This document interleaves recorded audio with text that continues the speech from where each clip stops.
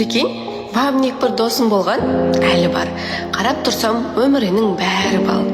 Ауылдағы серілердің бірі еді, ұлдар емес, тек қыздарға танымал. Ана қызбен, мына қызбен бір жүрген. Ананы да, мынаны да күлдірген. Мен бір қызға хат жаза алмай жүргенде, ал ол болса талай нәрсе білдірген. Жүрген жері караоке клубтар, сұлуларды төрмен түскен сұрыптар. Көз алдынан талай өткен сұлулар, көз алдынан талай өткен қылықтар. Ал қазір жүр ешбір қызға сене алмай, махаббатты ешбір қызға бере алмай. Қазір оның сөйлесетін қызы жоқ, сезім деген қоям екен кек алмай.